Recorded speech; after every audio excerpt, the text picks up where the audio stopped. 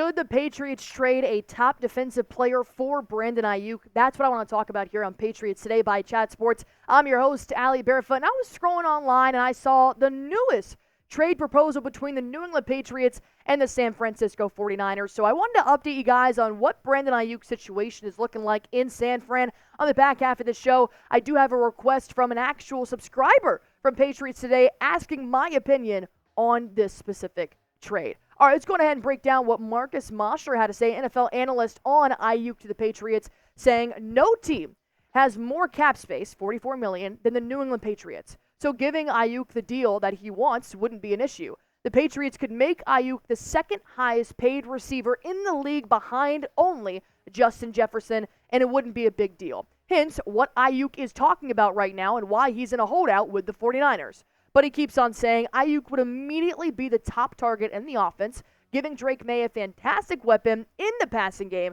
and the Patriots might not want to surrender their 2025 first-round pick, but multiple day 2 picks and/or players make sense. Okay, so I want to talk about Aiyuk obviously being the main target in the wide receiver room. That is a no-brainer. And I wanted to look back and say, what did the wide receiver room do last year? I know it's a different situation. Mac Jones kind of poop, but I get it.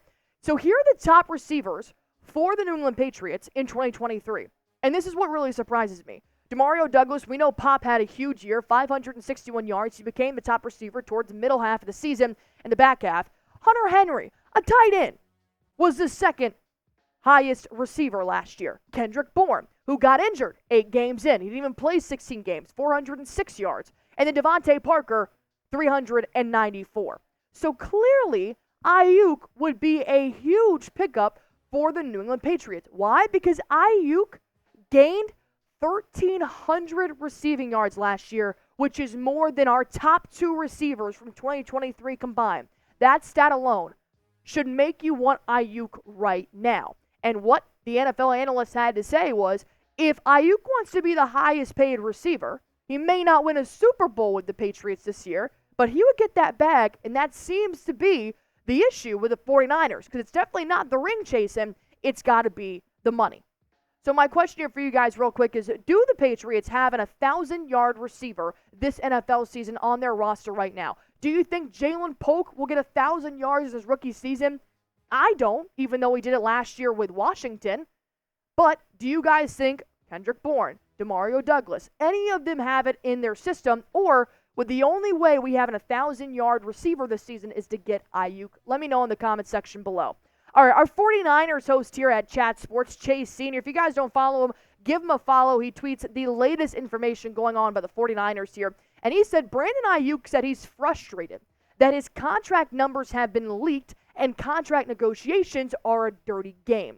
I can see why this whole process is frustrating because he wants and deserves to get paid, but Aiyuk himself also has stirred up a lot of drama this offseason, which hasn't helped matters. He tweeted this yesterday on July 4th, and he wanted to say what Aiyuk has done this offseason to maybe rub the 49ers the wrong way.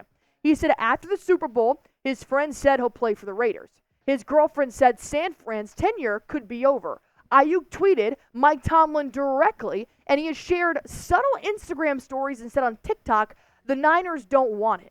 So I feel like Aiyuk is playing mind games with his franchise, which is also making me think, do the Patriots want to bring in Brandon Aiyuk, knowing the drama he's stirring up with San Fran, but he also does have the skills to prove otherwise? Should the Patriots give up any defensive assets for Aiyuk? Because obviously, there's not a lot of offensive potential here to give the 49ers that they, A, don't already have, and B, the Patriots could actually give up. On the defensive side of the ball, they've got several assets that make them a top 10 defense in the NFL they could possibly offer to the 49ers. Well, I got this question here on one of our videos in the comments section, GC Sports, saying, can you react to the new trade scenario that was posted online? It's pretty interesting.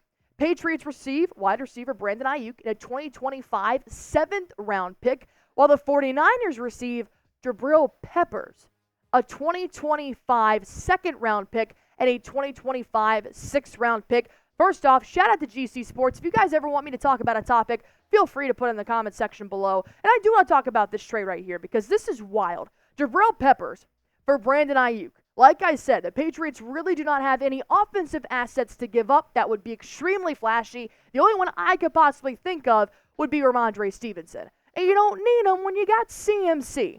So now they go to the secondary of Jabrill Peppers. So my question before I unpack this is, would you accept this trade? Let me know what you guys are thinking, and then I'll answer GC Sports question. I'll give you guys my opinion. Type Y for yes, type N for no, what you guys are thinking on this trade. Would you accept Aiyuk to New England, but Peppers to the 49ers? Overall, it's a no from me, dog. Or Annie Jackson from American Idol. It is a no from me, dog. I have said this before. I do not think this is the year to make a blockbuster trade for Brandon Aiyuk. Would I gladly accept him with arms wide open? Absolutely I would. But I think with the rebuild year, you don't need a top receiver when you have so many question marks on several positions on your team right now. Not to mention, the safety position would be extremely shallow if Jabrill Peppers did leave. Why? Because you got Kyle Duggar here in your safety depth chart, but then you got Schooler.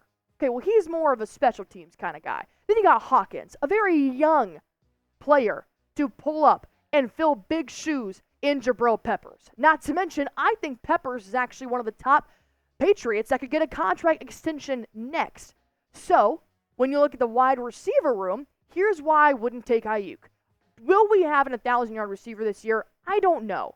I don't even know who our quarterback will be week 1 yet. I think it'll be Brissett, but it may be May. And this is why I like our wide receiver room the way that it is. I like what Jalen Polk brings to the table. Have we seen him in the NFL yet? No. Same thing with DeVante Parker. Kendrick Bourne got hurt, played 8 games last year. DeMario Douglas, he worked his way up to be the top receiver last season. And now they have 2 good quarterbacks. This is why I want to see a full year of what these wide receivers, either 5 or 6, how many they signed to the 53-man roster. I want to see what they can do before we go out there and we make a blockbuster trade and come back next offseason and Brandon Aiyuk is saying, I want to trade. And he's starting up drama on this very young, new rebuilding team. I don't want it just yet. I may be crazy, but I am also the host here, and that's my opinion. If you guys have a different opinion, let me know in the comment section below. And as always, hit that sub button for me if you guys haven't already.